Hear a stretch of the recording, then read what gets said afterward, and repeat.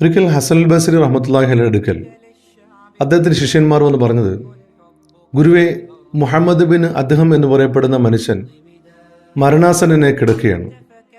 അദ്ദേഹം താങ്കളെ കാണാൻ ആഗ്രഹം പ്രകടിപ്പിക്കുന്നു. ഉടനെ താങ്കൾ അവിടം വരെ വരണം.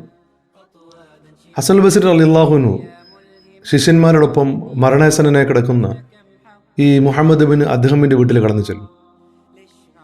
ഹസൻ ബസരിയെ കണ്ട് അദ്ദേഹം പറയും, എൻ്റെ കട്ടിലിൻ്റെ കീഴെ ഒരു ഇരുമ്പ് പെട്ടിക്കുള്ളിൽ 80,000 ദീനാറുകൾ ഇരിക്കുന്നുണ്ട്.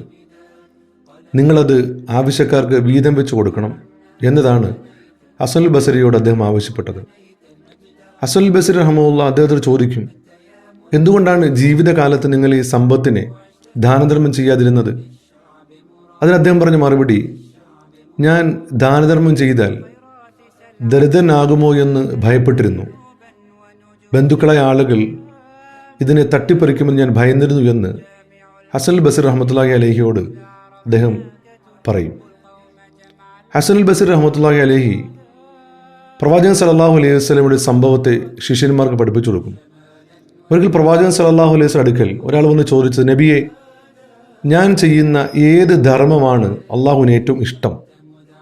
റസൂലുള്ളാഹി സല്ലല്ലാഹു അലൈഹി വസല്ലം പറയും, ദാരിദ്ര്യത്തെ ഭയക്കുന്ന വേളയിൽ, നിനക്ക് സമ്പത്ത് ആവശ്യമുള്ള അവസ്ഥയിൽ നീ നിന്റെ സമ്പത്തിൽ നിന്ന് ദാനം ചെയ്യുന്നതാണ് അള്ളാഹുവിന് ഏറ്റവും പ്രിയങ്കരമെന്ന് പ്രവാചകൻ സല്ലല്ലാഹു അലൈഹി വസല്ലം അദ്ദേഹത്തെ പഠിപ്പിക്കുന്നുണ്ട്. കൊടുക്കുമ്പോൾ കുറഞ്ഞു പോകുമെന്ന പേടിയോ കൊടുത്താൽ ആവശ്യക്കാരേറി വരുമോ എന്നുള്ള ഭയമോ നമ്മെ അലട്ടുന്നുണ്ടെങ്കിൽ, കൊടുത്തു കഴിഞ്ഞാൽ എൻ്റെ ആവശ്യങ്ങൾ നടക്കുകയില്ല എന്ന ചിന്തയോ നമ്മുടെ ഉള്ളിൽ കടന്നുകൂടുന്നുണ്ടെങ്കിൽ, പ്രവാചകൻ സല്ലല്ലാഹു അലൈഹി വസല്ലം പറഞ്ഞത് അത്തരം ദാനധർമ്മങ്ങളാണ് അള്ളാഹുവിന് മുമ്പിൽ ഏറ്റവും പ്രിയങ്കരമെന്നുള്ളതാണ്.